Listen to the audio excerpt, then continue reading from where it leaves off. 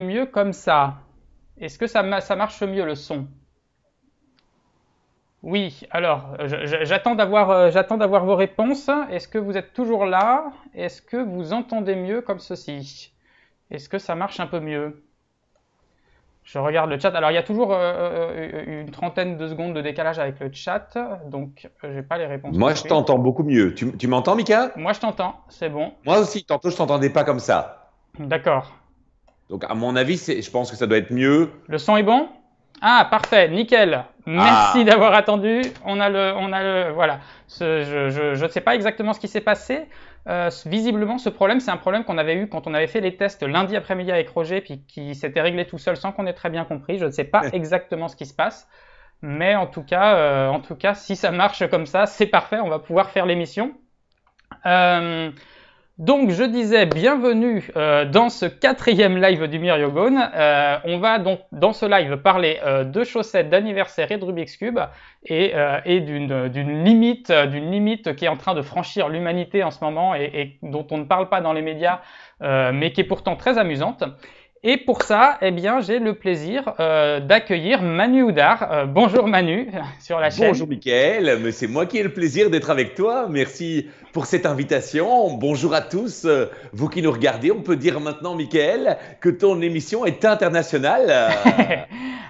Tu es en Belgique là en ce moment? Ah là, je suis en Belgique, à Mons, effectivement.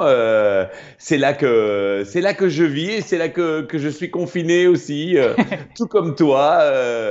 D'accord. Eh bien, voilà, c'est un plaisir. Et alors, du coup, certains d'entre vous se rappellent peut-être de toi, Manu, puisqu'on avait déjà fait une vidéo ensemble. On avait mesuré la Tour Eiffel ensemble il y a quelques temps. C'était quoi? C'était C'était en l'été juin dernier, en juin dernier, de où on l'année avait passée. effectivement fait cette vidéo on mesure la Tour Eiffel. Et je me souviens que dans le parc, certains nous regardaient un peu différemment, va-t-on dire. Oui, c'est ça. On avait des choses un petit peu étonnantes. On avait des gens, on avait des chiens, des choses comme ça qui nous regardaient un peu bizarrement en train de faire notre mesure. Euh, alors, donc aujourd'hui, on va parler du paradoxe des anniversaires, qui est un paradoxe qui est un peu célèbre en mathématiques, dont on entend pas mal parler. Et on va faire pas mal de petites choses autour de ça. Et alors, on va commencer par l'énigme du jour. Puisque vous savez que depuis le début, c'est une tradition. On en a juste raté une, mais du coup, on fait à chaque fois une petite énigme dans cette émission. Et aujourd'hui, l'énigme, c'est... Alors, je vais regarder combien vous êtes sur le chat, parce qu'il y a besoin de connaître, de savoir combien vous êtes. Alors, actuellement, vous êtes 326, je note, vous êtes 326 à être en train de... 333, je vois, ça y est. 333, ah, 333. C'est beau ça, 333. Hein. J'espère qu'il y en a probablement encore qui sont en train d'arriver parce qu'effectivement, ça a peut-être, je ne sais pas si ça a changé d'adresse ou si vous avez pu revoir, c'est la première fois que ça m'arrive, donc je ne sais pas si vous avez pu voir le live sur la même fenêtre que celle qu'il y avait avant. Mais alors le live va durer à peu près une heure, hein, voilà, pour ceux qui demandent. Donc vous êtes à peu près 333. Et la question que je vous pose, c'est selon vous, à combien estimez-vous la probabilité que deux d'entre vous, parmi les 333, aient le même nombre de cheveux sur la tête? Donc vous avez tous un nombre de cheveux à l'unité près, hein, donc vous pourriez compter vos cheveux. Alors évidemment, c'est un peu difficile, Je commence. Hein. mais voilà, on ne sait pas exactement combien de cheveux, mais c'est pour ça qu'on pose une question de probabilité. Et donc, à votre avis, à combien vous l'estimez cette probabilité? Est-ce que vous l'estimez plutôt petite? Est-ce que c'est proche de 0%? Est-ce que c'est 1%, 4%, 10%? Euh, On compte aussi les cheveux gris, Michael, ou alors, pas? on compte tous les cheveux. On compte tous les Ah, cheveux. On même les compte gris, tous d'accord. ceux qui sont sur la Oula, tête. d'accord. D'accord. Bon, Hop. ça va nous occuper déjà un bon moment. Hein. Et donc évidemment, ce dont on va réfléchir maintenant ensemble, Manu, c'est en rapport avec cette question, et donc on y répondra à la fin. On essaiera d'y répondre à la fin, en tout cas en termes de probabilité. Alors pour commencer, avant d'arriver au problème des anniversaires, j'avais envie de parler un petit peu d'un problème de chaussettes, un truc qui est un peu, et on peut proposer aux gens qui nous suivent sur le chat de répondre. La petite énigme, une petite énigme un peu intermédiaire. C'est, imagine Manu que tu as un tiroir dans lequel tu as 10 chaussettes rouges et 10 chaussettes bleues. Dans mon même tiroir, dans le même tiroir, voilà. D'accord. Seulement le tiroir, il est dans une pièce où il n'y a plus de lumière, l'ampoule est grillée. Et donc tu arrives, tu prends dans ton tiroir un certain nombre de chaussettes, et puis ensuite tu sors de la pièce, mais tu vois pas quelle couleur tu as prise. Et tu sors de la pièce et tu aimerais bien avoir 2 chaussettes de la même couleur. Et la question, c'est combien est-ce que tu dois prendre de chaussettes dans ton tiroir de façon à être certain que quand tu sors de la pièce et que tu regardes effectivement tes chaussettes, tu en as 2 de la même couleur. Ah, donc c'est ça, c'est 2 de la même couleur. Voilà, donc tu as 10 rouges et 10 bleus dans le tiroir. Et alors je vois des gens qui commencent à répondre dans le chat. Alors on a des 3, Tu les en avances. Ah, moi je ne les vois pas encore les réponses, mais j'entends que tu dis 3 effectivement. Je ne sais pas si tu m'as réservé un piège, mais c'est le nombre vers lequel je me serais dirigé. 3 chaussettes, exactement. Il y a des réponses différentes qui s'entremêlent. Il y en a qui sont en train de répondre à la question du nombre de cheveux, qui sont à 99%. Alors il y a des 11, il y a des toutes. Alors il y a certains qui pensent qu'il faut prendre toutes les chaussettes. 11. Au moins si on les prend toutes, c'est certain. Alors ouais, donc on a pas mal de 3, de 11, des 6. Ouais.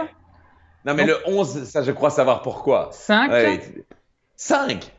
Ah ça c'est curieux ça, 5. Moi je vois pas les commentaires. Mon dernier commentaire est de Anne qui dit j'enregistre. Donc à mon alors avis, est-ce que tu as changé de live parce que peut-être c'est ça, comme on a remis un autre live, peut-être qu'on est sur un autre, peut-être que c'est un autre chat qui a commencé. Il faut peut-être que tu essayes d'y retourner. En tout cas, alors la réponse, comment est-ce qu'on peut réfléchir à ce problème?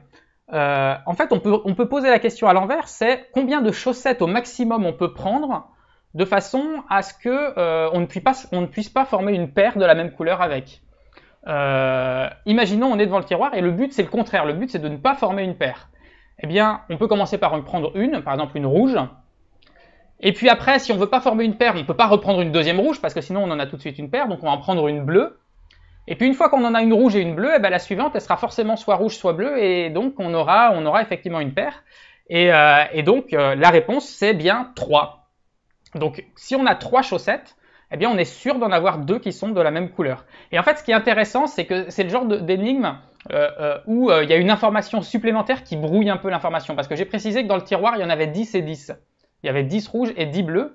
Et en fait, ça n'a absolument aucune importance pour ce genre de problème. C'est-à-dire, j'aurais très bien pu dire qu'il y avait 1000 chaussettes bleues et 1000 chaussettes rouges dans le tiroir. Ça serait revenu exactement même, il suffit d'en prendre 3. Ceci dit, j'ai vu passer pas mal de réponses 11 et en fait la réponse 11 elle est intéressante parce que vous avez répondu d'une certaine manière à une autre énigme qui n'était pas exactement celle-ci mais qui est, on peut penser que c'est quasiment la même mais pas tout à fait, qui est imaginez maintenant que dans votre tiroir vous avez des gants et vous avez des gants pour la main droite et puis des gants pour la main gauche. Et là, cette fois, ben, le but du jeu, c'est pas d'en avoir 2 des mêmes, parce qu'avec 2 mains gauches ou 2 mains droites, vous faites pas grand-chose, mais vous voulez en avoir un de chaque. Vous voulez avoir un gant pour la main droite et un gant pour la main gauche. Et là, eh ben, combien il faut en tirer au minimum pour être sûr d'avoir une paire? Eh bien, là, pour le coup, la réponse est 11, parce que si vous n'avez pas de chance, si vous en prenez que 10, si jamais vous n'avez pas de chance, eh bien finalement, vous pouvez tirer 10 gants gauche ou 10 gants droits.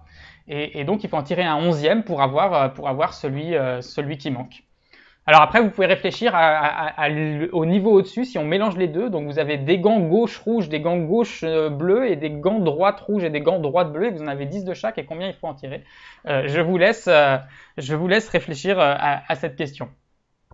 Et donc ça, ce problème-là, il appartient à une catégorie de problèmes un peu plus large, qui est les problèmes auxquels on va réfléchir maintenant, dont fait partie le paradoxe des anniversaires, qui est, on a un certain nombre d'options à notre disposition, et on en prend certaines, et la question qu'on se pose, c'est est-ce qu'on va en avoir en double? Est-ce qu'on va avoir certaines options en double? Donc là, pour les chaussettes, on voulait avoir 2 fois les mêmes.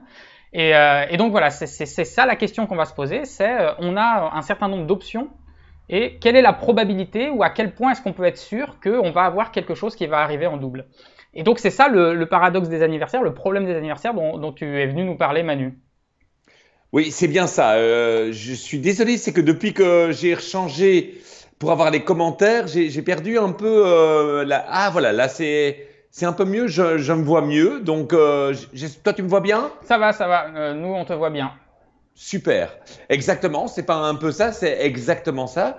Mais sachant, on peut commencer par continuer avec des questions comme tu le fais, mais sachant que dans une année habituelle, bien entendu, il y a 365 jours, la question, et c'est vrai que comme tu l'as dit, c'était un paradoxe connu, mais vous allez voir, on va aller un peu plus loin, c'est, à votre avis, là, comme ça, spontanément, intuitivement, à partir de combien de personnes pensez-vous avoir exactement une chance sur deux d'avoir deux personnes qui ont une même date d'anniversaire? Donc voilà, je pense que j'essaye de voir dans vos commentaires si, oui, visiblement tout le monde a compris la question. Donc d'après vous, là, si vous devez miser, je ne sais pas, 10 euros, à partir de quand est-ce que vous accepteriez de miser? À partir de combien de personnes, selon vous? Est-ce que... Ah, voilà, je vois des réponses. Ah, je vois les 31 gants arriver. Je vois des 23 arriver. Tu les 25, vois des aussi, 100. Michael? Ouais, Je ouais, vois je des vois, 100 arriver. Je vois des 40. On a 180, 365. 180. Ah, ça va vite, ça. Tu le vois passer 180 Ouais, ouais, j'essaye de lire, il y a pas mal de réponses.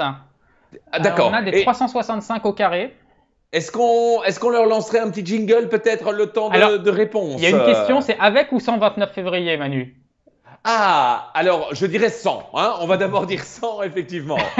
Imaginons. C'est intéressant. Surtout que cette année, c'est les bisextiles, bien entendu. Donc, on va faire 100 Alors pour oui, simplifier la chose. tu parlais du petit jiggle, effectivement, on a de quoi vous faire patienter pour le temps que vous réfléchissiez un petit peu. Comme ça, on peut analyser les réponses juste 10 secondes. Parce que Manu a un spectacle de mathématiques et donc là, histoire de vous faire réfléchir un petit peu pendant ce temps, je vais vous passer un petit teaser du spectacle de mathématiques. On verra un extrait tout à l'heure de ton spectacle, Manu. Oh! Et, mais tu m'as fait une surprise aussi, là, alors. j'avais un petit clip, tu m'as envoyé un petit clip de 10 secondes, donc je vous montre ça pour vous laisser le temps un peu de réfléchir pendant ce temps. Donc,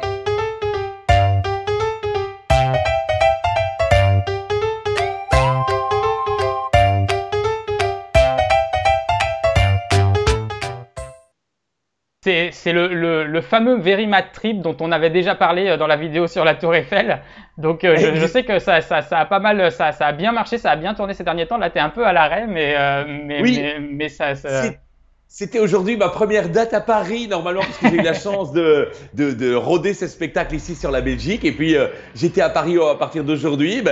J'y suis un petit peu grâce à toi, effectivement. Ah, je vois dans les réponses beaucoup. Il y en a qui ont beaucoup d'humour aussi, hein, effectivement. Bon, Alors, répétez les lignes. Quelqu'un propose de répéter les lignes. Alors la question c'est à partir de combien de personnes réunies Oui. est-ce qu'on a une chance, on estime qu'on a 50% de chance pour qu'il y en ait deux qui aient leur anniversaire le même jour. Exactement. Je suppose que si je prends 5 personnes au hasard, ici on ne sait pas le faire évidemment, mais si on prend 5 personnes, personne ou peu de gens seraient d'accord de parier 10 euros en disant « moi je pense que 2 personnes ont la même date d'anniversaire parmi ces 5 personnes ». C'est logique, la probabilité n'est pas ça paraît, impossible, mais elle est plutôt faible, voire très faible. Donc ma question, c'est à partir de combien de personnes? Alors, accepterez-vous de jouer les 10 euros? Ça va dépendre aussi si vous êtes joueur ou pas. Donc, je dirais simplement à partir de combien de personnes pensez-vous avoir une chance sur deux? Autrement dit, à partir de combien de personnes avez-vous intérêt à effectuer ce pari? Là, actuellement, par exemple, on est 586 voilà. sur le live. Ouh, ça augmente. Quelles sont les chances pour qu'il y en ait deux, selon vous? Est-ce qu'il est possible qu'il y en ait deux d'entre vous qui aient le même anniversaire? Est-ce qu'avec 586, ça c'est intéressant, Michael, Qu'est-ce que tu poses comme question.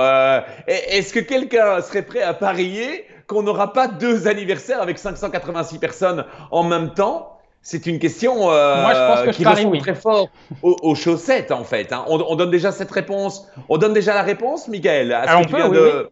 Ben, évidemment, dès qu'on est 367, on est forcément certain que deux personnes ont la même date d'anniversaire. Ça, c'est tout à fait l'histoire des chaussettes et des tiroirs, puisqu'il faudrait vraiment être très malchanceux pour qu'avoir 366 personnes, je vous rappelle que c'est une année bissextile cette année, que chacun se range dans une date précise. Mais avec 367, dès que nous sommes 367, nous sommes certains que deux personnes ont la même date d'anniversaire. Tu confirmes, Michael? Donc en fait, on a un problème où il y a vraiment une limite comme ça, c'est-à-dire que tant qu'on est en dessous de 366, c'est des probas, c'est-à-dire qu'on se dit il faut avoir de la chance. Alors si on est à 366, vraiment, il faudrait vraiment pas avoir de chance pour qu'on ait tous une date, voilà, comme tu le disais, différente. Attends, je vois à partir de 366, on est certain. Mais à partir de 367, eh ben, c'est plus des probas finalement. On est sûr à 100%, on peut parier sans aucun problème.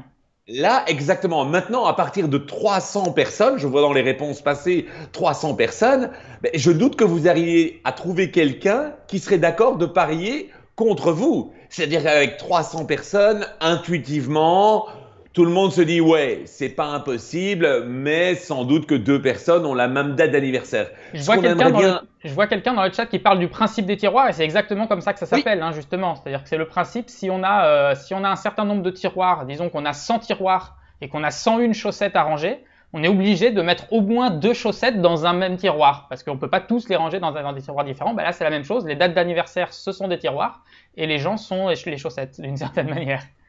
Tout à fait, mais ça c'est un principe théorique parce que moi quand je prépare mes pantalons pour pouvoir les ranger, ma femme en reprend quelques-uns qu'elle trouve trop sales et qu'elle met au nettoyage. Donc du coup finalement il y en a moins d'un par tiroir. Mais bon, ça c'est encore une autre histoire. Donc revenons à notre question de base, donc je répète, sachant que dans une année il y a 365 jours, à partir de combien de personnes avez-vous exactement une chance sur 2 d'avoir 2 personnes qui ont une même date d'anniversaire? Donc on n'a pas la certitude, mais vous auriez plutôt intérêt à parier.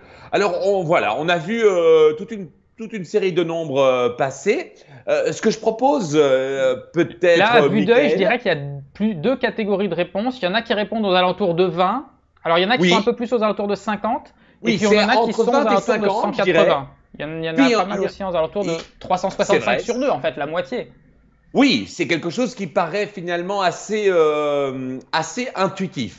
Je pense qu'on a fait durer le plaisir. Ouais. Michael, tu me permets de dévoiler la réponse? Alors, attention, moi je vous dis que à partir de 60 personnes, en ayant 60 personnes, vous n'avez pas une chance sur 2, mais vous avez 99% de chance que 2 personnes aient une même date d'anniversaire. C'est dingue, hein? Avec 60 personnes. C'est affolant. Donc, toutes les personnes qui ont répondu plus que 60 sont déjà bien au-delà de la limite, puisque je vous rappelle que nous, on cherche avec 50%. Donc, enlevons quelques personnes et passons à 50 personnes.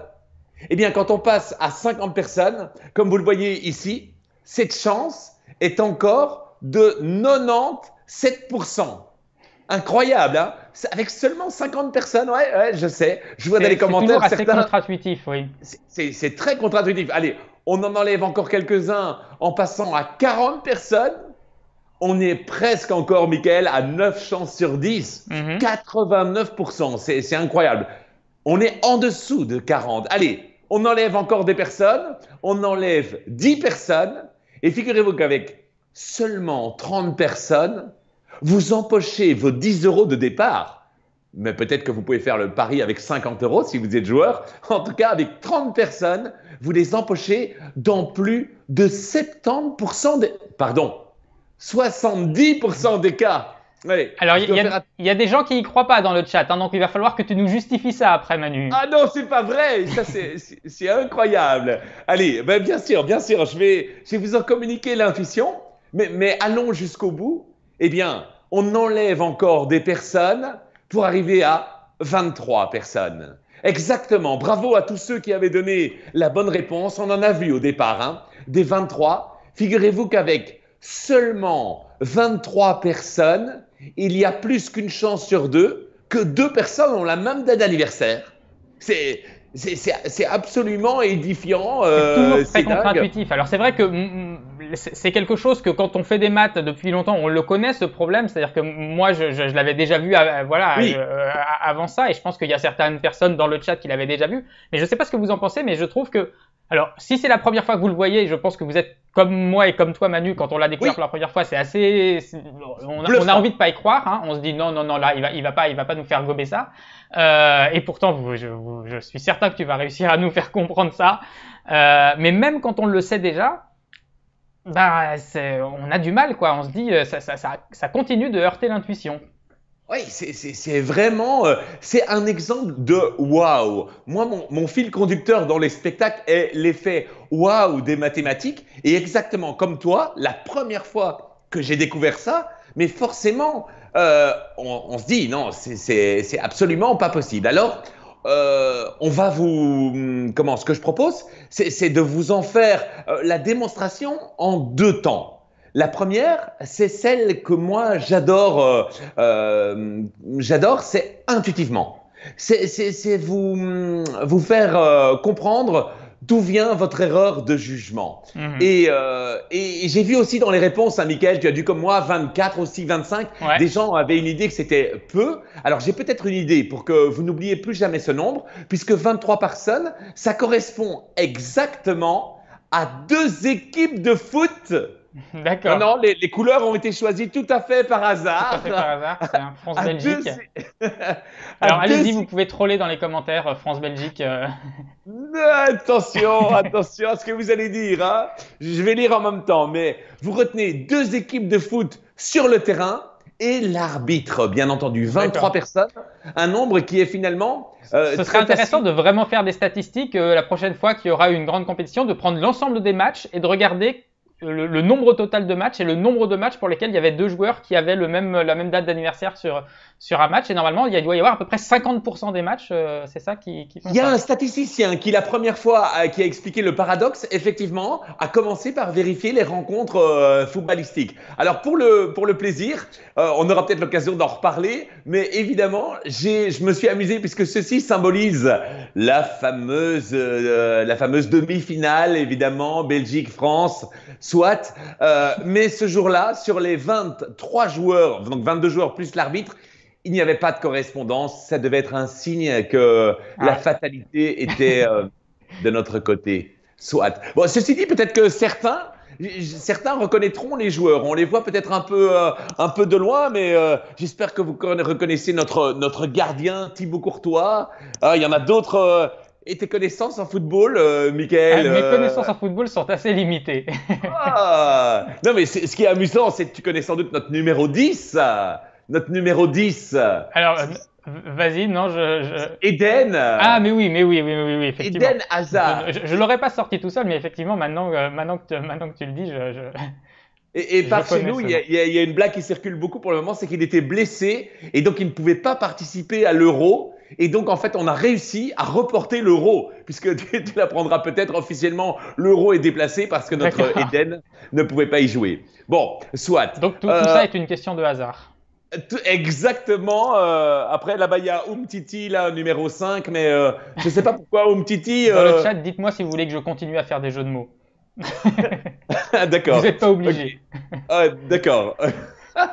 Oui, oui. Et Umtiti, il n'a pas ma préférence, celui là-bas. Mais soit, je vous propose d'abord d'observer la courbe. Je vais essayer de me mettre pour qu'on voit bien. Regardez, observez la courbe des probabilités en fonction du nombre de personnes. Donc là, ce n'est bien sûr pas une preuve. Ceci, ça ne fait juste que confirmer ce que Michael et moi, nous venons de vous révéler. C'est-à-dire que plus il y a de personnes, plus la probabilité, évidemment, augmente. Mhm. Ça ne surprend ça ne surprend personne, évidemment, ici. Mais que la frontière des 50% se situe juste à 23 personnes, c'est là qu'est toute la surprise. Se dire qu'à 23 personnes et qu'à 50%, qu'à 50 personnes, on a déjà atteint les 99%. Hein. Il va falloir aller très très loin après pour pouvoir grappiller le tout dernier pourcentage. Mhm. Ça, c'est une courbe sur laquelle je ne pouvais pas passer. Mais ce que je vous propose, c'est d'avoir l'intuition maintenant de cette erreur, disons, largement répandue. Alors, prenons justement ces 23 joueurs. Hein, donc, du numéro 1, Ouais. en voilà 23. En fait, Ah, bien sûr, au départ, tout le monde pense qu'avec 23 personnes, le premier joueur, lui, ben, il a 22 possibilités d'avoir. Oh, parfait. Et Thibaut Courtois, notre premier joueur, il a déjà 22 possibilités d'avoir une même date d'anniversaire. Ça, on y pense, et je vais dire en boutade, on y pense et puis on l'oublie parce que si on continue, notre deuxième joueur, si je prends le deuxième joueur, mais lui, il a encore 21 possibilités d'avoir une même date d'anniversaire. Vous voyez? Et si on continue, tiens, avec notre joueur numéro 7, Kevin De Bruyne, on le connaît à sa coiffure un peu rousse pour les spécialistes. Si on prend notre Kevin De Bruyne, lui, il a encore 20 possibilités de même date d'anniversaire. Et c'est là que vient l'erreur de jugement parce que regardez, on peut encore continuer comme ça, ainsi de suite, jusqu'au dernier joueur. Et, et j'ai lu dans les commentaires que certains avaient pensé à 183. C'est bien ça, hein, tu avais lu ça aussi? Ben oui, effectivement, c'est la moitié de 365 et on peut comprendre ce raisonnement. Ça me fait penser au fameux problème de l'âge du capitaine que vous connaissez certainement, qui a été évoqué pour la première fois par Stella Baruch et qui disait que dans un problème dans lequel on avait mis plein de données, la vitesse du bateau, et on avait finalement demandé de trouver l'âge du capitaine, ce qui était tout à fait impossible, Ouais. eh bien, figurez-vous que les jeunes élèves se disaient qu'il fallait faire quelque chose, donc ils faisaient un calcul savant avec toutes ces données pour arriver à un âge tout à fait improbable. Il y a un C'est peu un exact. lien avec les chaussettes de tout à l'heure aussi, c'est-à-dire que finalement on disait qu'il y avait 10 chaussettes de chaque couleur, et donc d'une certaine manière on se sent obligé d'utiliser cette donnée pour répondre à la question, alors qu'en fait ça n'a aucune importance. Exactement. Et c'est vrai qu'avec Mickaël, on aime bien cultiver, toi et moi, l'art de perdre parfois comment on dit, nos auditeurs, Les tu dis auditeurs, quoi? les viewers, je ne sais pas Les exactement, YouTube. Ah comment non, non, voulez-vous qu'on vous appelle? ah bon, mais demande-leur comme ça. Bon, et donc, ah oui, oui. Et donc, je sais comment vous avez fait pour calculer 183. Et je vous avoue que j'ai même tendu une perche en répétant beaucoup de fois que dans une année, il y avait 365 jours. Vous avez pris ce nombre-là, que vous avez divisé par 2. Et je suppose que celui qui a répondu 183 a même arrondi vers le haut pour avoir un peu plus Pour de être sûr. chance. C'est exactement ce que j'aurais fait, d'arrondir vers le haut, mais ça n'a aucun sens. Ça n'a aucun sens, c'est parce que juste on entend 50% de chance, on prend la seule donnée qu'on a. En Non, ce fait, on qu'il est faut en train de répondre à une autre question d'une certaine manière. Quand on répond Tout à ça, fait. on se dit, si j'appartiens à un groupe, quelle est la probabilité que quelqu'un ait le même anniversaire que moi? Et ça, c'est tout à fait une autre question. Et je pense qu'on pourrait peut-être l'aborder tout à l'heure. Après, on verra en fonction du temps, effectivement. Mais Ok. oui, c'est tout à fait une autre question. Ici, c'est quelle est la probabilité que deux personnes ont la même date de naissance? Mhm. Et déjà, quand on comprend mieux la question, on se dit, ah ouais, finalement, vous avez vu déjà toutes les interactions qu'il y avait entre ces 23 joueurs. Alors, Les il y en a myrionneurs. beaucoup. Et alors, pardon, je t'interromps, mais il y a quelqu'un qui Vas-y. propose qu'on les appelle les myrionneurs. J'aime bien ce mot, parce qu'on est Ah, sur le les myriogone, myrionneurs. donc Ah, tout à fait. Bon, ben, c'est vendu. Alors, les myrionneurs, ce que je vous propose, c'est évidemment de ne pas s'arrêter sur. Il y a beaucoup de relations parce que vous serez déçus, mais c'est de dénombrer le nombre d'interactions Mhm. entre ces 23 joueurs. Bah, ça, c'est plutôt simple, puisqu'on a dit que notre premier joueur avait 23 possibilités, le deuxième en avait 22, le troisième en avait 21, jusque finalement à l'avant-dernier qui n'a plus qu'une seule possibilité. Donc, autrement dit, pour connaître le nombre d'interactions, il suffit d'effectuer cette somme. Donc, une somme finalement, voilà la somme des nombres de 22 jusqu'à 1. Alors là, on pourrait évidemment, oh, c'est encore une somme assez facile, là, on pourrait la faire à Ceux la qui queue ont leu, mais suivi les lives précédents ont déjà vu des calculs un peu comme ça. ah, et ton sourire, On en a fait avec effectivement. Roger. Ah, ben voilà. Donc, est-ce qu'ils ont une idée de comment on va faire, nos myrionneurs, pour pouvoir calculer cette somme à la façon d'un mathématicien très célèbre, évidemment, et mettre un peu d'élégance dans cette somme? Je regarde. Ah oui, oui, ça y est, je le vois passer. Oui, 11 fois 23, exactement. Mais oui, parce que regardez, on va. Enfin, il y en a peut-être qui n'étaient pas là, donc si tu permets, Oui, oui, Michael, vas-y, je vas-y. vais Non, oui, simplement je faisais juste une petite réexpliquer. remarque.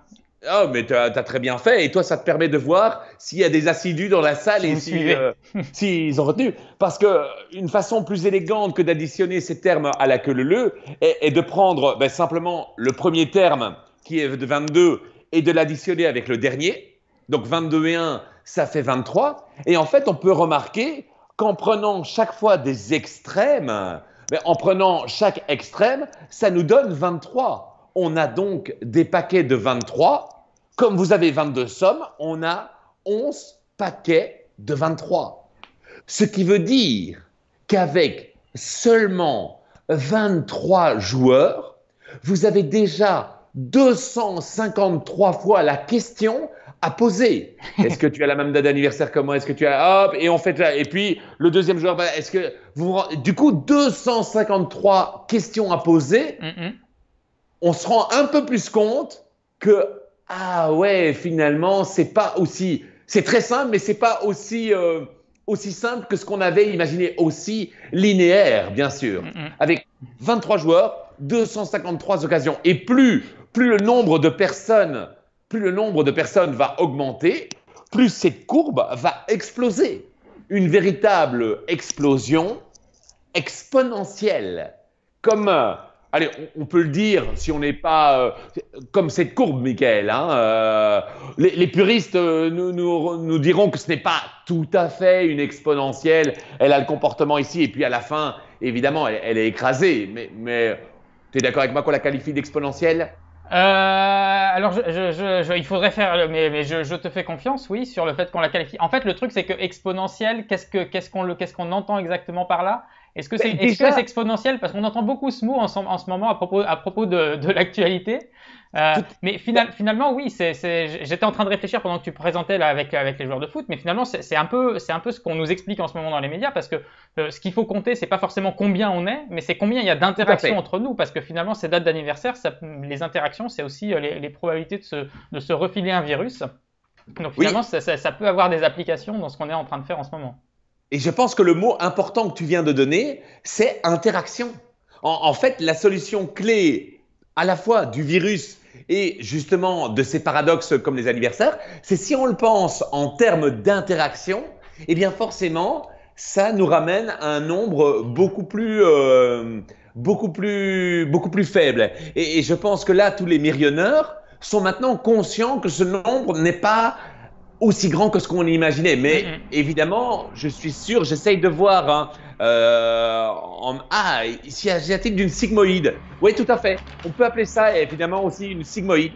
Exactement, c'est le nom scientifique. Hein, parfois, quand on veut faire bien dans les soirées. Enfin, là maintenant, c'est difficile, hein, mais plus tard, vous pouvez retenir la sigmoïde. Mais je suis sûr que plusieurs millionnaires se demandent, oui, mais comment aboutir au nombre 23? Parce que j'avais été honnête avec vous dès le départ. Je vous ai dit, moi, je vais vous en donner l'intuition. Et c'est ce que j'ai fait. Et effectivement, ici, c'est de montrer que ce nombre est sans doute plus petit. Maintenant, comment arriver à 23? Ah, ça, c'est une question intéressante. Comment faire le calcul? Comment faire le calcul? Michael, est-ce que tu serais prêt pour une collaboration, comme on le fait déjà, mais pour un doublé, je vais dire. Allez. On pourrait essayer de tenter ça. Attends, je vais passer en mode note de mon côté. Exactement. On pourrait se dire, tiens, comment réussir Alors, est-ce que à c'est le mon... moment où je sors le tableur Excel, c'est ça? Tu m'as demandé de préparer, de sortir un tableur Ah, Excel. tout à fait, tout à fait. Alors, mais ça, tu peux le faire en live.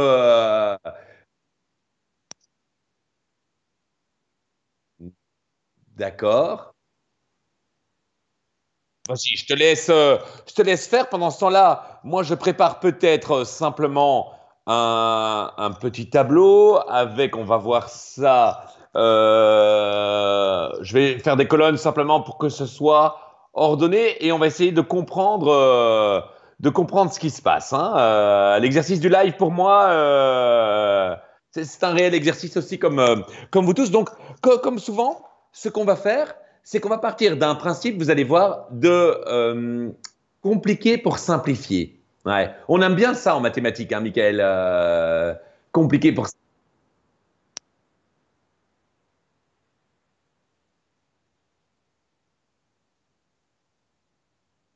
Oui,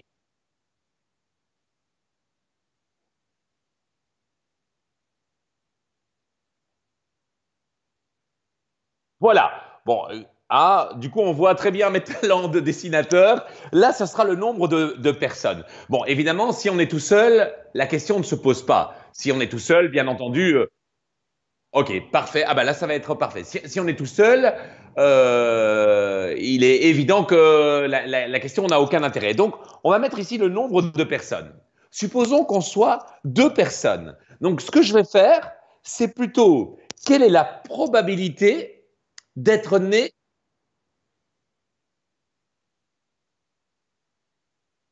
Ah, le son. Moi, j'ai bougé à rien. On n'entendait pas Michael. C'est toi, Michael. On n'entendait plus. Ok, moi, parfait, je t'entends parfaitement. J'espère que on n'entend pas trop mon accent belge une fois. Non, c'était Alors des là, caricatures parce que normalement, l'accent vous belge m'entendez. n'existe Alors pas. oui, Ça, je peux. excusez-nous. Il faut que j'essaye de trouver. Alors là, vous m'entendez. Je vais essayer de passer ça ailleurs. Alors hop. Euh, je vais essayer de récupérer le tableau Excel. Excusez-moi. Non, En non. fait, c'est mon erreur. Je crois que sur la scène avec Excel, j'avais oublié de rajouter le micro à la scène. Donc, Oui, mais je vais le remettre comme ceci. faut dire qu'on multiplie Hop, les. Ah ben voilà. voilà, Et je vais vous parfait. faire repasser devant. Et voilà, c'est reparti. C'est J'espère que vous nous reparti. entendez. Là, ça devrait être bon. Tout le monde entend? Je te fais confiance. Moi, j'ai pas les commentaires, mais tu m'arrêtes si. Je regarde. On devrait le savoir dans une trentaine de secondes. Mais normalement, je crois que j'ai bien vu quel était le problème. Donc, il doit être résolu. Super. C'est Ok, bon, on nous entend. ok, boomer. Ah, c'est terrible ça. Donc, comme je vous disais, ce qu'on va calculer plutôt, c'est la probabilité d'être né des jours différents. Ça paraît bizarre, hein. Or que, attention, on ne perd pas le fil de ce qu'on calcule. C'est la probabilité d'être né le même jour, mais c'est beaucoup plus facile de calculer la probabilité d'être né des jours différents. Parce que, regardez, donc ici, je vais mettre jour probable d'être jour différent, d'accord? Ouais. S'il y a deux personnes, ben forcément, je pense que tout le monde imagine bien que, puisque la personne, hein, on va dire que la personne, elle occupe, si je dessine ici, elle occupe un jour dans le calendrier de l'année, ça veut dire qu'il en reste encore 364 sur 365 qui sont disponibles. Donc, quand D'accord. on a deux personnes, la probabilité d'être né des jours différents, elle est de 364 chances sur 365. Et si ça, on utilise simplement la calculatrice, hein, on verra que ça nous donne 90. Ah, pardon, le 90 ressort 99. Non, non, non, non, mais assume le 90. Ah, mais je veux bien l'assumer parce que tu sais qu'en plus, on a raison, Michael. Hein. Mais oui, Là, je je ne vais sais. pas me laisser devant les myriadeurs sur ce débat, mais. Je suis totalement convaincu. Ça fait quelques temps que je me dis qu'un jour, il faut que j'essaye d'y passer aussi, mais l'habitude est trop forte. C'est vrai Ah, que j'accepte. Je suis désolé si des gens se sentent trahis dans les commentaires, mais j'accepte la supériorité de cette façon d'appeler les nombres. 90, je vais la trouve ça couper frustrant. dans le replay. J'accepte la supériorité et on va remettre des Belges à un moment donné quelque part. Je vais me faire des ennemis, moi.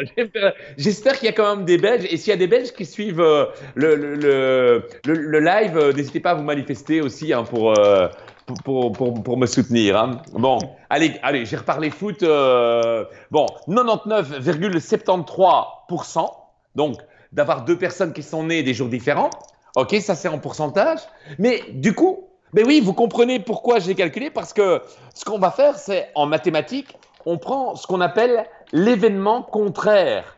L'événement contraire, c'est dire, ah mais donc, si on a 99,73% de chances d'être né des jours différents, ben, ça veut dire, Michael, là, qu'on a combien en termes de pourcentage? Vas-y, dis-nous. Là, on a 0,27 qui nous reste pour 100. Voilà, Il faut on compléter à a 100. exactement 0,27% de chance, évidemment, 0,27% de chance. Ah ben voilà, là tu nous as mis Alors, exactement, j'essaye de bon le faire évidemment, en même là temps. c'est la suprématie du calcul français sur, moi j'étais à deux décimales, toi je vois que ça ne te convient pas deux décimales. Hein.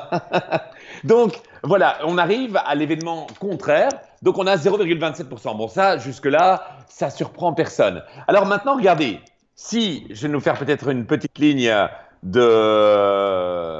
hop, de séparation. Si maintenant, je prends justement 3 personnes, mais regardez, ici, j'ajoute une 3e personne. Mais elle a déjà pris une date. Il y a déjà une date qui est prise dans le calendrier 365 jours. Ouais. Cette 2e personne, mais forcément, va prendre déjà une 2e date dans ce calendrier. C'est ça qui est important. Donc, quand on a 3 personnes, mais forcément, la 2e personne, elle ne peut pas être née le même jour que la première. Elle a 364 chances sur 365. Mais la 3e personne, elle ne peut pas être née le même jour que Monsieur 1 et que Monsieur 2. Donc, si sur l'année, vous enlevez déjà deux cases qui sont déjà prises, puisque vous voulez calculer des jours différents. Je rappelle qu'on est bien dans le cas où on calcule des jours différents. Vous avez 363 sur 365. Bon, il y a un principe en mathématiques qui est de multiplier. On le fait souvent, ça. Multiplie quand les deux doivent se produire simultanément. Exactement. Et qu'ils sont indépendants. Mais une erreur courante est d'additionner ces fractions, ce qui n'aurait aucun sens, parce que pour vous en convaincre, regardez, on passerait à plus de 100% de chance. Ça n'a aucun sens. Ça, on pourrait encore en reparler une autre fois, évidemment. Donc 364, quand on effectue ce petit calcul, et là, je pense que les mirionneurs vont comprendre le grand avantage du tableur par rapport à moi, parce que tu vas vite me dépasser. Donc là, je m'étais livré au calcul. Donc on a 99,18% de chance donc d'être né des jours différents, et donc ça nous ramène à 0,82%, 0,82% d'être né le même jour. Donc avec 3 personnes, ben, effectivement, de nouveau, la chance est très faible. Ça ne surprend personne, mais ce qui est très intéressant cette fois-ci, c'est le calcul qu'on est en train d'amener. Je vais encore le faire une toute dernière fois. Alors, je précise juste un petit détail pour les gens qui voient la différence entre ce que tu es en train d'écrire sur ton tableau et le tableur. Toi, tu l'écris en pourcentage. Alors que moi, je l'écris en probabilité parce que c'est comme ça qu'on calcule. Enfin, sur le tableur, les formules donnent plus simplement ça. Donc en fait, une probabilité, c'est toujours quelque chose qui est compris entre 0 et 1. 0, c'est la probabilité d'un événement qui ne se produit pas, qui n'a aucune chance de se produire. Et 1, ça correspond à 100%. Donc quand vous voyez dans le tableur 0,0082, ça correspond bien au 0,82%. Il faut multiplier par 100 pour passer de l'un à l'autre, mais on est bien en train d'écrire la même chose toi sur ton tableau et moi sur mon tableur. Excellente remarque, bien entendu. Bien entendu. Donc moi, ce que je propose, c'est de faire encore une fois je vais même cette fois-ci laisser tomber les réponses de calcul, mais plutôt la démarche, parce qu'encore une fois, c'est cette démarche qui nous intéresse. Donc, je vais retracer une ligne pour bien séparer ici. Voilà, cette fois-ci maintenant, je rajoute encore une. Donc, il y a bien 4 personnes, mais c'est parce qu'on fait toujours un référent. Donc, celle-ci occupe une case, celle-ci occupe une case, celle-ci occupe de nouveau une case. Mais vous avez compris que ici, donc je répète, comme tout à l'heure, quand j'ai ma 2e personne, elle a 364 chances sur 365 d'être née un autre jour. Là, on a 363 sur 365. Et maintenant que je rajoute ma 4e personne, vu qu'il y a encore une case qui est occupée, on a 362 sur 365. Pardon de dépasser de la case, mais je pense que ça reste lisible. Et ici, ben, on va arriver alors à une réponse. Attention, Michael, on est rivé sur toi pour savoir. Ah ben voilà. Pardon. Parfait. Et on est à. Et voilà. On est donc à 98,36%. 98,36%. Et donc, si je fais le complément, on est ici à 1,64%. Et regardez que déjà, ça corrobore très facilement notre intuition. C'est-à-dire que plus le nombre de personnes va augmenter, plus la chance que deux personnes aient une même date d'anniversaire, puisque je vous rappelle que c'est évidemment ceci qu'on regarde, hein, c'est la chance qu'une personne, deux personnes ont une même date d'anniversaire, c'est assez logique, c'est qu'elle va augmenter. Mais certains se disent sans doute à ce moment-là, oui, d'accord, mais on voit que c'est très faible. Mais ce qui est assez drôle, c'est que pour l'instant, ça correspond assez bien à l'intuition, parce que finalement, 4 personnes, c'est à peu près 1% de 304, enfin 3-4, c'est à peu près 1% de 365. Et là, à ce moment-là, on est à peu près, effectivement, on tourne à peu près, 3 c'est un peu moins de 1% et 4 c'est un peu plus de 1%. Ça va changer évidemment après. Oui, oui, parce que évidemment, c'est là qu'on voit la différence entre une linéarité et entre des interactions comme on l'a. Oui. Tant qu'on est peu, on pourrait presque assimiler les interactions à la linéarité. Mais c'est après que ça va exploser, justement. Ça y est, tu as déjà mis tout en formule dans ton tableur, Là, je crois Lucas. que si j'ai temps et que je lui demande, ça peut marcher. Alors, allez, allons jusqu'à 10 peut-être. Alors, je vais jusqu'à 10. Hop, alors je vais étendre 10. Ici. Hop, j'ai même été voir... plus loin que 10. Oulala, ah oui, oui. Attention, alors, je vais attendre jusque là. Donc, jusqu'à 10, on a donc ça. Et donc là, on arrive à 11%. À 11%, évidemment. 11,7. 10 jours sur 365. Donc, on voit qu'on arrive à 10%. Ben, ça peut tenir encore la route une fois. Je veux dire, par rapport, ça peut tenir la route par rapport à ce que tu viens d'évoquer entre la linéarité et les interactions. Donc, jusque-là, on a du mal de croire que à 23, parce que tout l'enjeu est de se dire qu'à 23 personnes, on arrivera bien.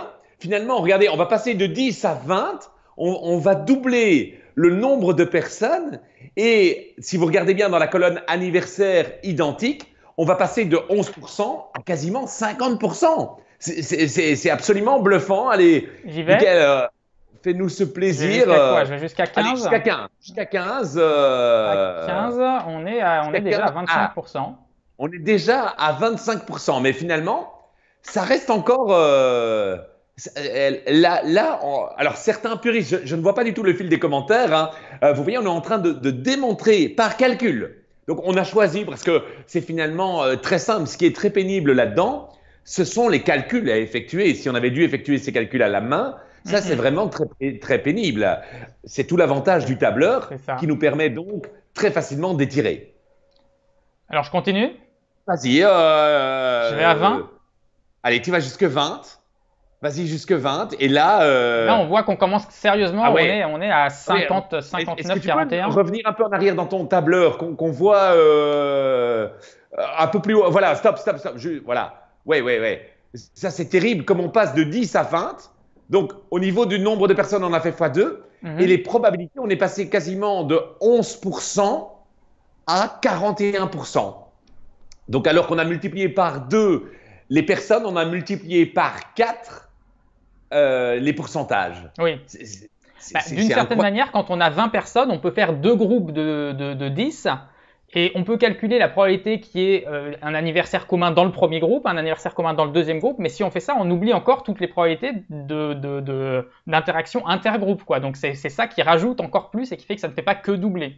Et là, tu viens de me donner une idée la prochaine fois pour en parler, parce que c'est vrai que quand on multiplie par 2, on a tendance justement à nous faire ces groupes-là et à dire 50 personnes, c'est 5 groupes de 10, et à oublier, comme tu viens de le dire, toutes ces interactions. Alors vas-y, allez, le suspense, on le sait, puisque c'est à 23 personnes, mais vous allez voir. Va jusque 22. Ouais, allez. Voilà, j'ai été jusqu'à 23.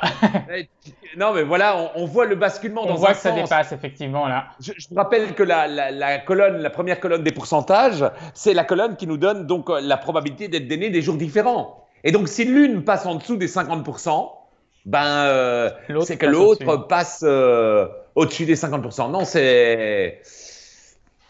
J'ai beau le savoir, moi, quand je vois ça, je dis waouh, allez, et tu vas pas nous laisser là-dessus. On va tirer et on va voir comment tu vas même faire saturer Excel, hein, parce que je pense qu'à un moment donné. D'accord. Donc là, voilà, on arrive, si vous vous souvenez, à l'écran que j'ai présenté. Oui, là, tu veux aller très je vais très loin. Ouais. Je vais très loin. Ok, d'accord. Hop, je remonte. J'ai peut-être été un peu trop loin. Non, non, mais c'est. Là, on arrive dans les pourcentages. Je vous avais dit, regarde, attends, avec 30 personnes, je vous avais annoncé hein, tout à l'heure qu'avec 30 personnes, il y avait 70%. Avec 40 personnes, on était à 89%, si vous vous souvenez, dans ce que j'ai présenté tout à l'heure. Et avec ouais, 50 personnes, c'était 97%. Ouais, tout à fait. Et 60 personnes, on était à 99%. 60 personnes. Alors, ce qui est amusant, c'est que nous, on sait que par contre, pour aller chercher les derniers dixièmes de pourcentage, ben, il faut, tu l'as évoqué tout à l'heure, il faut aller jusqu'à 366 personnes. C'est ça. Mais on va voir comment Excel, voilà, là, Alors, quand on arrive à 100, là, je continue à m'amuser. Hein. Quand on arrive à 100, là. La largeur de tes deux colonnes. Tu sais nous faire ça, Mika? D'étendre tes deux colonnes avec encore plus de décimales. Je sais pas si. Alors, comment est-ce qu'on fait ça? Alors, les décimales, tu vois, tu remontes un peu ta flèche et tu vas vers. Attends, remonte ton curseur. Ouais. Il est où ton curseur? Je le vois pas. Je pense que tu le vois pas là, mais d'accord. Tu dois aller sur 0,0, la flèche à droite. Ici? Non, tout en haut, dans la colonne. Voilà, tu es presque un peu plus haut. Là? Un peu plus haut, tu vois, t'as dans les outils, voilà, tu es presque, remonte encore un peu. Ah oui, je vois. Voilà. Et normalement, ça va t'étendre, vas-y. Voilà. Je prends ça et j'étends, je rajoute des zéros. Voilà, ok. Et vas-y, tire. J'élargis mes colonnes. Voilà, élargis tes colonnes. Et on va étendre. On continue. Et on voit comment Excel va nous mentir. Excel ne nous dit pas tout. Il va nous mentir.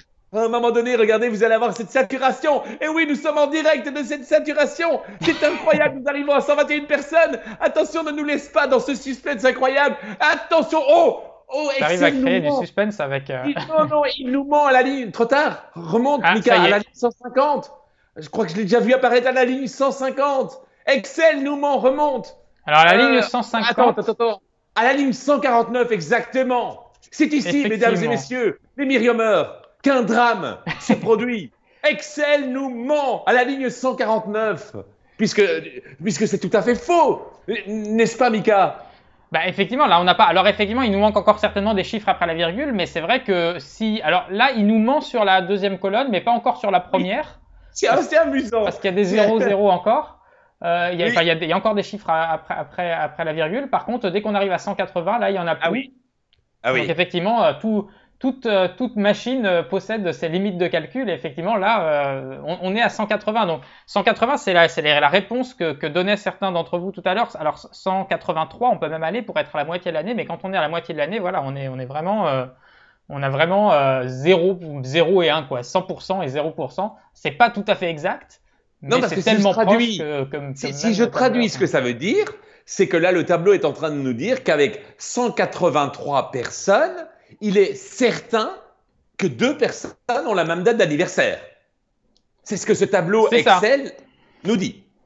Ah, je sais pas ce qu'en pensent les Myriomeurs, hein, mais on voit qu'il nous ment pas. Attends, parce qu'il reste des nombres dans la première colonne. C'est Pixel Informatique qui nous dit ça. Oui, mais d'accord. Moi, je disais déjà qu'il nous mentait. Et Michael a bien corrigé dans la deuxième colonne à partir de la ligne 149. Et de toute façon, Pixel, tu vois bien que à la partir de 180, il nous ment. Je sais. C'est difficile à. Alors, juste, je fais une petite parenthèse parce qu'il y a pas mal de gens qui demandent à voir la formule Excel. Oui. Alors, je vais remonter un petit peu vers le haut. Donc, la formule Excel que j'ai rentrée ici. Oui, parce que là, petite pause, Michael, ça n'a l'air de rien, la manière dont il a implémenté comme si c'était rien, mais si vous voulez vous relivrer à cet exercice, c'est pas aussi simple qu'il nous fait croire là en plaçant. Donc, je te laisse le soin d'expliquer. Pour écrire une formule, donc vous le voyez peut-être en haut, là, je ne sais pas si vous le voyez bien. Hop, je vais prendre cette formule-là et je vais la réécrire à côté. Hop. Je vais l'écrire ici. Hop. Ah non, mais zut, effectivement, si je l'écris, ça marche pas. Alors, ce que j'ai écrit pour cette case. Alors, attendez. Excel que je t'ai envoyé, peut-être que je m'étais livré à écrire la formule. Mais je pense que là, je ne sais pas si vous la voyez bien, mais je pense qu'elle est visible. Mais je vais vous la lire. La formule qui est tout en haut, là, que vous voyez avec un petit peu en orange, bleu et violet. Donc, ça commence par un égal, comme toute formule Excel. Ensuite. Attends. Pour que nos Myriomeurs voient bien, est-ce que tu sais insérer une colonne? Donc, insère une colonne juste après celle-là. Insère une colonne. Alors, Donc, je l'insère où? Entre B et C? à droite de tes premiers pourcentages, vas-y.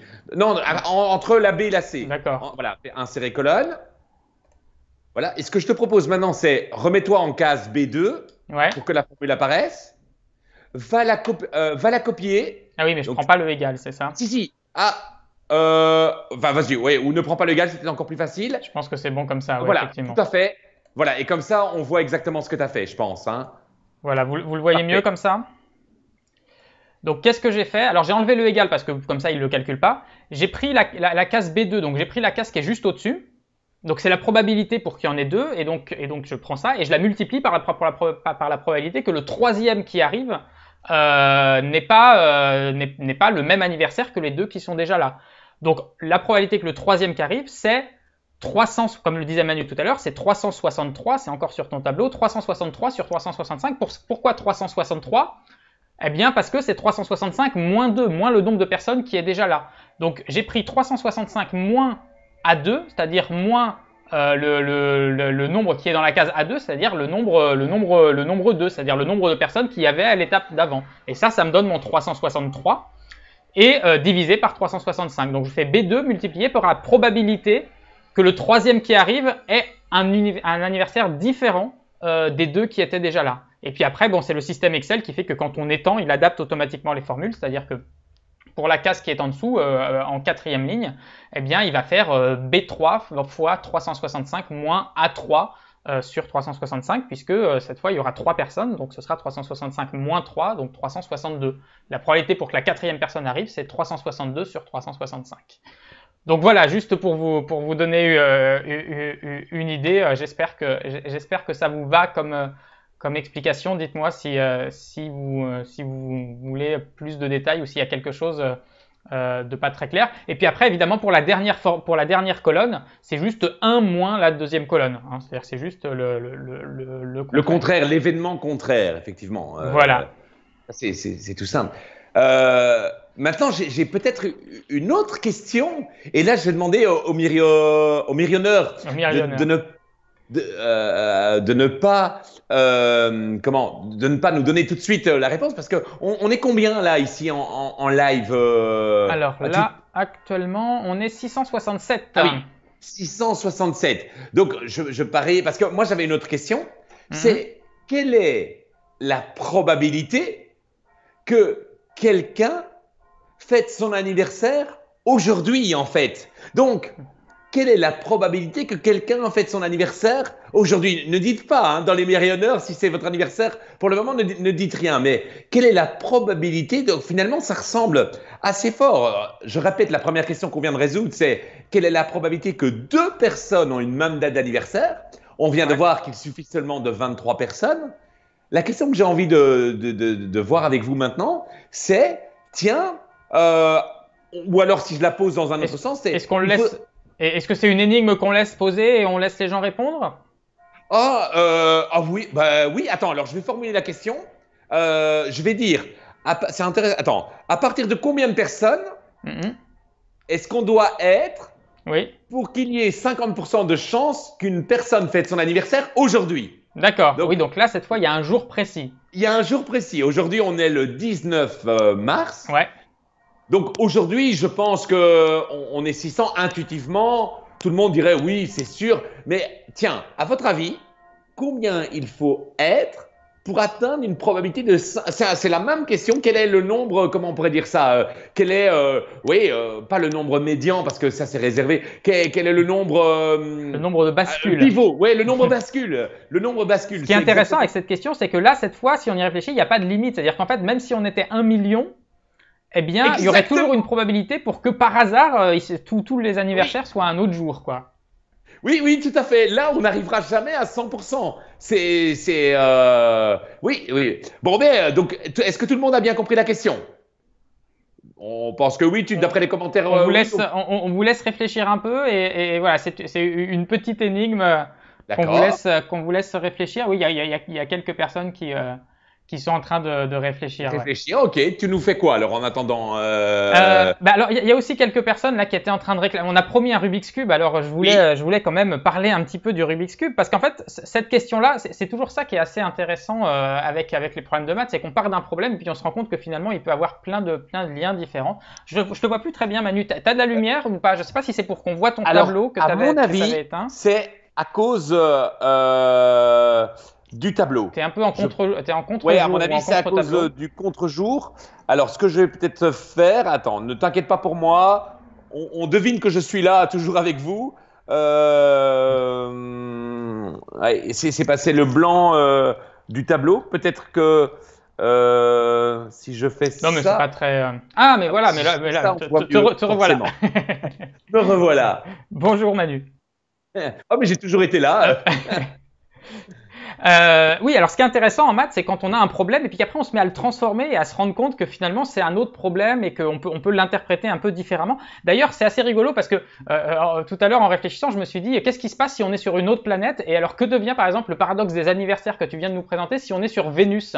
Je ne sais pas si tu sais, à partir de combien de personnes, imaginons qu'il y ait des Vénusiens sur Vénus, combien est-ce qu'il faut qu'ils soient pour être sûr qu'il y en a deux qui aient leur anniversaire le même jour? Alors la réponse est un peu amusante, je vous la donne parce qu'il faut savoir ce qui se passe, c'est que sur Vénus, le jour dure 116 jours de terrestre. Ah, c'est ça l'astuce. Et l'année dure 225 jours terrestres. Donc ce qui fait qu'en fait sur Vénus, il n'y a que 2 jours. Donc en fait, si vous êtes 2, vous avez une chance sur 2 d'avoir le même anniversaire, et dès que vous êtes 3, vous êtes sûr d'avoir le même anniversaire. Et en fait, ce problème des anniversaires sur Vénus, eh bien, c'est exactement le même problème que le problème des chaussettes. Donc là, on voit bien le lien, c'est-à-dire qu'en fait, on pourrait imaginer que les Vénusiens, par exemple, c'est des Vénusiens à tête de chaussettes, et ceux qui sont nés le premier jour sont des chaussettes rouges, et ceux qui sont nés le deuxième jour sont des chaussettes bleues. Et donc, d'une certaine manière, se demander combien est-ce qu'il faut prendre de Vénusiens pour être sûr d'en avoir 2 qui ont le même anniversaire, c'est exactement le même avec ce parallèle-là que les chances d'avoir 2 chaussettes de la même couleur quand on en tire dans un tiroir. Donc en fait, c'est toujours intéressant quand on fait des parallèles comme ça entre différents problèmes et qu'on voit les liens. Surtout, c'est toujours ça qui est intéressant, c'est quand vraiment on crée le lien entre 2 problèmes. Et donc là, tu as quand même une façon très amusante de voir les parallèles. C'est formidable parce que franchement, là pour moi, ça y est, je revis encore un effet wow parce que j'aurais jamais pensé à convertir. Parce qu'au départ, que tu parles de Vénus, je me dis, c'est la même chose, supposons. Mais non, après tout de suite, je dis, ah oui, non, mais la rotation, évidemment, donc du coup, le nombre de jours, c'est fabuleux ta manière de voir, bravo, merci. Et donc, on peut se reposer la question un peu différemment, j'ai dit que j'allais parler de Rubik's Cube, donc voici un Rubik's Cube. Et imaginons qu'on est plusieurs dans une pièce à avoir un Rubik's Cube et qu'on mélange le Rubik's Cube. Et on peut se demander quelle est la probabilité qu'après avoir mélangé notre Rubik's Cube, il y en ait plusieurs d'entre nous, enfin il y en ait au moins 2 d'entre nous, qui aient le même mélange de Rubik's Cube. Et alors ça, c'est une question que je me suis posée il n'y a pas très longtemps. Et justement, c'est en te regardant et en lisant. Alors, parce qu'en fait, ce paradoxe d'anniversaire, j'en ai pas parlé tout à l'heure, mais Manu a écrit un livre qui s'appelle Very Math Trip. Que je vous conseille, n'hésitez pas, c'est très bien, c'est plein d'idées et plein de choses mathématiques assez fabuleuses. Et tu parles du paradoxe des anniversaires dedans. Et en réfléchissant à ce sujet, parce qu'on envisageait de faire une vidéo à ce moment-là, je me suis posé cette question du Rubik's Cube et je me suis rendu compte que régulièrement en conférence ou en atelier dans les écoles, j'avais dit une bêtise et que j'ai régulièrement dit quelque chose de faux. Parce que en fait, donc le Rubik's Cube, quand on fait le calcul, on va pas faire le calcul maintenant parce que c'est un peu long, mais il y a 43 milliards de combinaisons possibles. Donc c'est assez énorme. 43 milliards donc c'est beaucoup plus que le nombre de. C'est beaucoup plus que le nombre de. Tu le notes. Si tu veux, je peux même. Oui, c'est ce que. J'ai le nombre exact. Donc tu peux noter 43. 252. 003. 274. 274, je convertis, vous avez vu ça voilà. 400, ah oui, 274, pardon, ouais, donc je le note. 489. Oh, attends, donc là, on est en milliards déjà là. C'est ça. Oui. Donc 856 000. 489, 856 0,0,0. Donc ça, c'est le nombre de combinaisons, donc environ 43 milliards de combinaisons du Rubik's Cube. Ah oui, 43. Et quand j'expliquais ça, eh bien, je disais, et j'avais tort, que c'était un nombre tellement grand qu'il était probable que jamais deux êtres humains qui jouent au Rubik's Cube, jusque-là, alors que le Rubik's Cube a été inventé il y a environ 40 ans, n'aient obtenu le même mélange. Mais en fait, c'est pas tout à fait le cas, parce que même si le nombre de mélanges qui ont été réalisés est assez petit face à ce nombre, hein, on imagine que même si chaque humain mélangeait un Rubik's Cube depuis le début du Rubik's Cube en faisant un mélange par minute, eh bien, on n'en serait toujours pas, on n'aurait toujours pas fait tous les mélanges. Mais c'est comme le paradoxe des anniversaires, c'est-à-dire que c'est pas parce que on n'a qu'un petit nombre de mélanges qu'il n'y a pas beaucoup d'interactions. Et donc la question c'est quel est le 23 du Rubik's Cube? C'est-à-dire que quand on a 365 jours, il en faut 23 pour qu'il y en ait deux qui soient la même. Mais quand on est à 43 milliards de milliards, combien est-ce qu'il faut de gens qui mélangent un Rubik's Cube pour avoir environ 50% de chance pour qu'il y en ait deux qui aient le même mélange? Eh bien, le calcul qu'on peut faire, eh bien, alors je l'ai fait, je l'ai noté quelque part. Si tu veux, tu peux le noter aussi.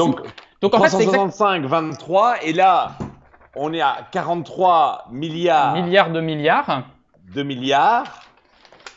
Ah donc oui, c'est exactement le même problème, quoi. Et donc on peut faire exactement le même calcul que celui qu'on a fait sur le tableur Excel. Alors si ce n'est que c'est un peu plus compliqué parce que le nombre est tellement grand que même avec les calculatrices performantes, il faut être un peu astucieux pour trouver le résultat. Mais je ne peux pas avoir ton sourire que tu t'es livré à ça cet après-midi. C'est ça, je me suis amusé. D'accord, et tu as trouvé alors? Et donc le nombre bascule, le nombre de Rubik's Cube qu'il faut mélanger pour avoir 50% de chance d'en avoir deux qui ont le même mélange, c'est environ 7 milliards 743 000. 7 milliards 743 000. Non, attends, 7 milliards 743 millions, tu veux dire? Ah non. 743 millions, oui, pardon. Non, 7 milliards 743 millions. Millions, d'accord. Par rapport à 43, je vais quand même l'écrire encore milliards. Donc, on était à 43 milliards de milliards. Hein, voilà. C'est bien ça. On était bien comme ça, d'accord.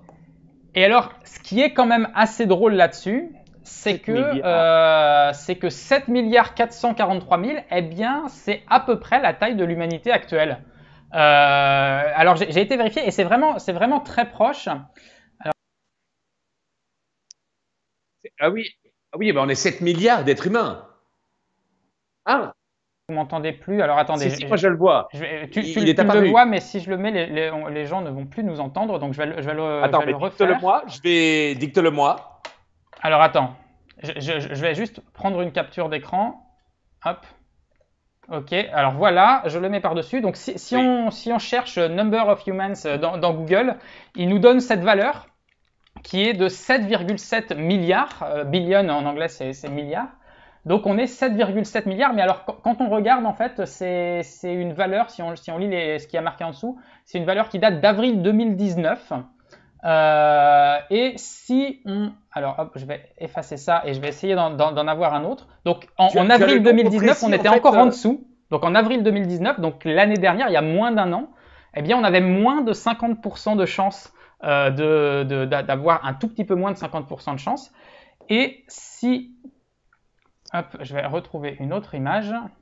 Les nombres les plus récents que tu as, ils datent de mars 2020? C'est ça. Ben, en fait, il y a un site web qui compte en direct le nombre d'humains. Alors, c'est forcément un peu approximatif. Et ce site-là, qui donne la population mondiale en direct et qui évolue en direct, actuellement, il dit 7 milliards 771 millions. D'accord. Donc 964 750. Selon ce site, eh bien, on aurait déjà passé la limite.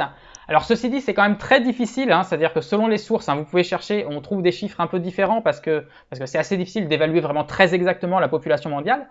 Mais toujours est-il qu'on est dans la période cruciale, c'est-à-dire qu'on est en train de vivre le basculement, c'est-à-dire qu'il y a moins d'un an, il y avait moins de 50% de chance, c'est-à-dire que si on donne un Rubik's Cube à toute l'humanité et que chacun fait un mélange, il y a moins d'un an, il y avait moins de 50%. Attends, Michael, mais pour être bien sûr de... Donc, tu dis un mélange de n'importe combien de mouvements, peu importe. C'est ça, en fait, on donne Rubik's Cube et mélangez-le. Ouais, d'accord, d'accord, d'accord. Eh bien, voilà, donc il y a moins d'un an, il y avait moins de 50% de chance, il y avait 49-48% de chance pour qu'il y en ait deux qui aient le même mélange. Et en ce moment, alors est-ce que c'est déjà fait ou pas? En tout cas, on est pile à la limite, mais en tout cas, dans un an, vu le rythme où ça va, on est sûr que même pas dans un an, dans quelques mois, on pourra assurer de façon certaine qu'il y a plus de 50% de chance. Donc on est en train de vivre ce moment, ce basculement du Rubik's Cube en ce moment. Donc on est en train de vivre la période de l'humanité où il y a exactement 50% de chance pour que si toute l'humanité mélange son Rubik's Cube, on ait deux mélanges quelque part sur la planète, hein, évidemment. Et dans ton calcul, tu tiens compte c'est-à-dire des cubes qui présentés face à toi ne seraient pas tout à fait la même chose, mais par une simple rotation du cube, on obtient le même cube. Ça tu considères que… Oui, c'est ça, exactement. C'est le même mélange, c'est-à-dire que effectivement le même mélange quand on tient le cube dans le même sens. Par exemple, disons que la face rouge est sur le dessus. Donc, quand on dit la face rouge, c'est-à-dire la face dont le centre rouge est au-dessus. Donc, quand on le tient dans une certaine orientation. Tout le monde après tient sa face rouge en haut, quoi. Voilà, c'est ça. D'accord. Ah oui, Donc voilà, c'était quand même quelque chose d'assez intéressant à vous annoncer. Maintenant, vous le savez, ça vous fera des choses c'est une anecdote qui est assez amusante. Mais puisque on parle de nombres bascules, en tout cas moi ça je ne le savais pas, mais tu sais peut-être aussi qu'il existe, puisque tu as parlé du Rubik's Cube, un nombre dit nombre de Dieu en fait oui, c'est le nombre c'est le nombre pour lequel on est sûr de pouvoir résoudre le Rubik's Cube, c'est ça? C'est le nombre de mouvements maximum, effectivement, le nombre de mouvements maximum. On appelle ça le nombre de Dieu. Est-ce que tu le connais? Et alors c'est combien? Ah, pour le Rubik's Cube, tu le sais. Il me semble, oui, que c'est 20, il me semble. Est-ce que je me trompe pas? Confirme-moi parce que je suis…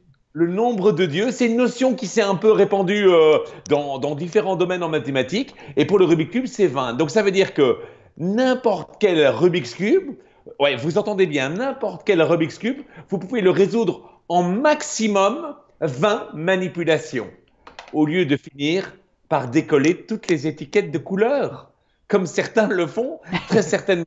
Ouais. C'est ce qu'on appelle le nombre de Dieu. Et le nombre de Dieu, du coup, les mathématiciens essayent de trouver le nombre de Dieu du Sudoku, par exemple, aussi. Vous voyez, c'est quelque chose qui est lié à tous les domaines. Donc, le nombre de Dieu du Sudoku, c'est… Bon, vous avez déjà vu une grille de Sudoku, 81 cases. Il faut forcément que la solution soit toujours unique. Bon, plus il y a de nombres, plus le Sudoku est facile à résoudre. Je pense que tout le monde est d'accord. Est-ce que vous vous êtes déjà posé la question du nombre minimum qu'on peut indiquer dans une grille pour que la grille soit résoluble, en fait? Autrement dit, elle ne peut avoir qu'une seule solution. Ok. Ça, est-ce qu'on voit des réponses apparaître, peut-être le nombre… faut quand même au moins certains disent le nombre d'or du Rubik's Cube. Non, c'est le nombre de Dieu. Donc, le nombre… oui, c'est ça, le nombre, dans une grille de Sudoku, le nombre minimum. Donc, je répète, je vois les questions qui sont posées. Pour le nombre d'or du Rubik's Cube, on parle bien du nombre maximum. Certains n'y croient pas en se disant, mais 20, c'est pas possible, il y a des combinaisons. Si vous utilisez le meilleur algorithme, donc pas n'importe quel algorithme, mais le meilleur, vous n'aurez besoin, dans tous les cas, que de maximum 20 manipulations. C'est dingue, hein. Et avec ces 20 manipulations, on peut atteindre les 43 milliards de combinaisons. C'est ça qui est assez étonnant, quoi. C'est-à-dire que c'est énorme, mais en fait, c'est assez accessible. Et tu connais l'origine du Rubik's Cube, en fait, puisqu'on en parle. C'est une invention de Erno Rubik. Ça, je ne sais plus de quand exactement l'année, mais je sais qu'on a fêté les 40 ans il n'y a pas si longtemps que ça. Tout à fait, c'est une de ses inventions. Il était professeur d'architecte, mais le plus invraisemblable ou le plus incroyable, c'est qu'en fait, il avait inventé ce cube qui au départ était unicolore. Ah non, je ne savais pas ça. Du coup, c'est évidemment beaucoup moins intéressant comme jeu, mais c'était pas un jeu. Il l'avait fait pour visualiser en 3D. Et puis, il s'est rendu compte que par rapport à ses étudiants, quand il expliquait les choses, ben, ce serait plus facile, quand il parlait des faces, de pouvoir lui donner des couleurs différentes. Et donc, pendant son cours, ben, il a mélangé le Rubik's Cube et à chaque fois, c'était un vrai casse-tête d'y revenir en arrière, quoi. D'accord. Et donc, forcément, c'est dingue parce que c'est un puzzle qu'on a inventé en sachant qu'il y avait une solution, puisque Mhm. il n'a pas déformé le Rubik's Cube au fur et à mesure des mouvements. Et donc, forcément, il y avait une solution de revenir en arrière. Mais voilà, très simple. Si vous peignez vos six faces, et ça, c'est l'histoire du Rubik's Cube. D'accord. Je ne sais plus où j'avais lu ça. Allez, pour terminer, j'ai vu dans le nombre d'or du Sudoku. Le nombre d'heures du Sudoku qui passait, je crois Moi, que je j'ai vu la dirais bonne à vue réponse. de nez à peu près deux cases par ligne, non? Il y en a pas mal qui disent aux alentours de 18, 20, quelque chose comme ça. Ah, on y est presque. Et le nombre exact, je l'ai vu passer tout à l'heure, Ah, c'est 17. Un beau 17. nombre premier. D'accord. C'est 17. C'est le nombre d'or du. On en aura vu des nombres aujourd'hui un peu particuliers. Je dirais pas que c'est un nombre bascule, mais le nombre d'or du Rubik's Cube, 17. En dessous de 17. Et c'est un problème assez récent. Hein. On l'a démontré. Tu m'interromps si je me trompe, mais je crois qu'on l'a démontré ça il y a 5 ans. D'accord, ça je sais pas, je me rappelle Même pas moins de de 5 ces ans, dates. et c'est encore une de ces fameuses preuves assistées par ordinateur, quoi. Donc c'est une preuve qui D'accord. fait couler beaucoup d'encre parce que est-ce réellement une preuve par Mais oui, ordinateur, quoi. mais oui, je suis pour. J'ai vu quelques personnes qui parlaient d'indépendance aussi. Alors effectivement, c'est quelque chose qui est assez important, c'est que dans la preuve qu'on a fait tout à l'heure pour le paradoxe des anniversaires, on suppose que chaque personne a une chance sur 365 d'être né n'importe quel jour de l'année. Or, on Ah, sait que c'est pas tout à fait le cas parce qu'il y a des périodes, des saisons un peu plus favorables, mais c'est vraiment très très très léger. Je sais qu'il y a un mais pic moi je fin peux te dire, septembre, début Miguel, octobre. que vu la période de confinement actuelle, si on pose la même question dans 9 mois, C'est je ça. pense Il va y avoir des anniversaires dans 9 mois. qu'il va y avoir des pics. Et alors par contre, le truc c'est que si c'est pas en fait uniforme d'une certaine manière, c'est la configuration la plus défavorable possible. C'est-à-dire que si jamais on considère que les anniversaires ne sont pas répartis équitablement dans l'année, eh bien ça réduit encore le nombre. C'est-à-dire qu'on peut passer à 22 ou 21 et ça va réduire Ah oui. encore le nombre possible. Et d'ailleurs, à ce propos-là, et je pense qu'on peut peut-être conclure là-dessus, je ne sais pas si tu connais l'anecdote de Raymond Smulian qui raconte qu'il avait posé ce problème dans une classe. C'est quelque chose que j'avais lu dans un livre que j'avais eu au lycée, où il présentait ce problème à sa classe. Et il y avait 19 élèves dans sa classe, et donc il dit, puisque vous êtes que 19, je suis prêt à parier enfin, je suis pas, il y a de fortes chances pour qu'il n'y en ait pas deux. Là, on est plutôt en dessous. Donc, il y a Oui. moins de 50% de chances pour qu'il y en ait deux qui aient le même anniversaire. Et il y a un de ses élèves qui a dit, eh ben, je prends le pari. Je parie quand même qu'il y en a deux qui ont le même anniversaire dans la classe. Et donc, il a sorti la liste d'appels. Il a commencé à regarder les dates d'anniversaire. Et à un moment donné, il a éclaté de rire parce qu'il s'est rappelé qu'il y avait deux jumeaux dans sa classe.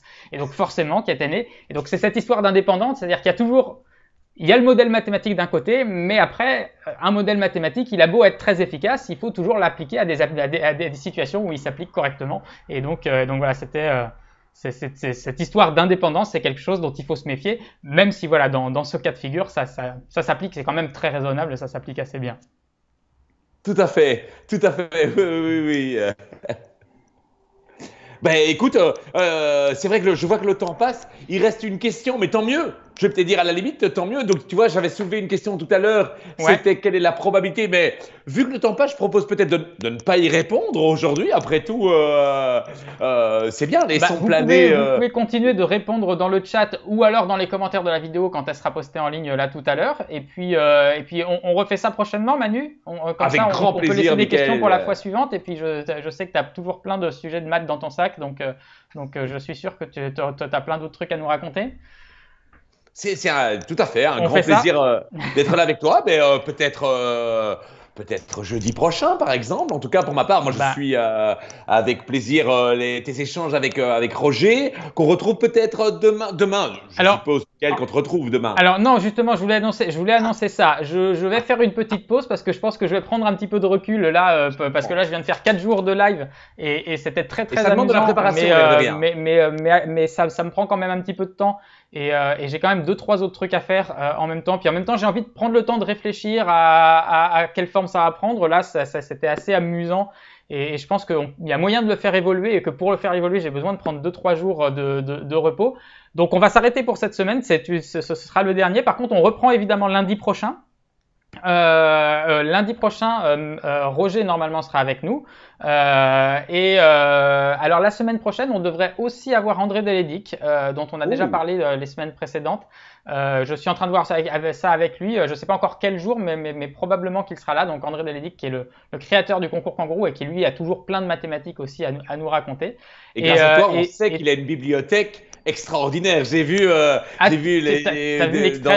le live, c'est fascinant. Tu m'en avais parlé, mais je l'avais pas vu. Fascinant. Et donc voilà. Et donc avec plaisir, on peut se retrouver jeudi prochain. Et donc avant de se quitter, quand même, donc je vais répéter que tu. Alors hop, j'ai le livre ici. Si vous voulez lire des maths pendant ces jours, ces semaines, vous avez le livre de Manu qui s'appelle Very Math Trip.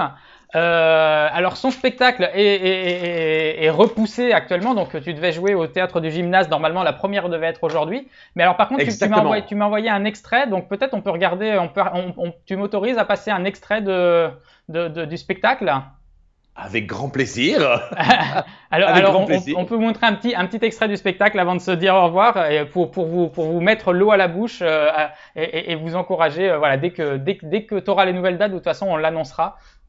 Oui, voilà, tu avais marqué à partir du 19 mars, mais. Oui. Alors tu seras quand même encore au Festival d'Avignon, hein, je vois, c'est noté en juillet. Croisons les doigts. Jusque-là, évidemment, le Festival d'Avignon aura bien lieu, donc j'y serai pendant tout le mois. J'y serai au gymnase, comme tu l'as dit, dès que possible. Okay. En principe, c'était du jeudi au dimanche. J'ai aussi forcément une page Facebook Very Math Trip.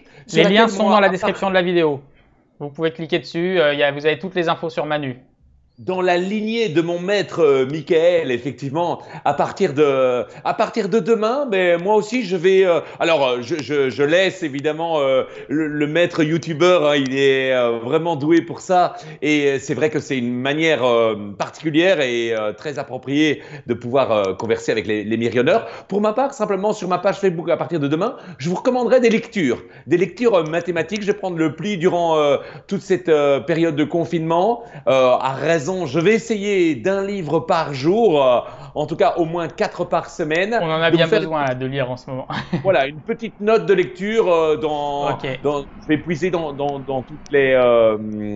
tous les répertoires pour les différents âges, quoi. Donc allez voir, allez checker la page Facebook qui est dans les commentaires et abonnez-vous pour suivre pour suivre les conseils de lecture de Manu et toutes ses actualités et sur son spectacle Very Math Trip. Alors on regarde un petit extrait. Allez, petit extrait avec grand plaisir. Je lance petit extrait du spectacle. À tout de suite. Levez la main les traumatisés, où êtes-vous? On vous fait passer les maths pour ce qu'elles ne sont pas. On vous les présente comme rébarbatives, ennuyantes, strictes. Et moi, je vous assure qu'elles sont plaisir, poésie, créativité. Dorénavant, ce combat allait devenir le mien. Faire connaître au monde entier l'allégresse des mathématiques. Le côté lumineux de la force mathématique était avec moi.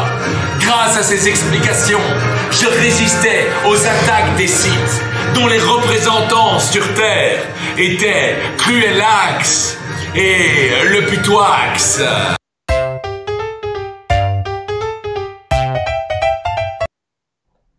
Voilà, et tu m'as envoyé d'autres extraits, on pourra les passer la semaine prochaine, comme ça. Pas de souci. C'est évidemment donc un spectacle très très familial, donc voilà, dès que ça reprend, on l'annoncera pour que tout le monde puisse aller te voir en famille, c'est très sympa.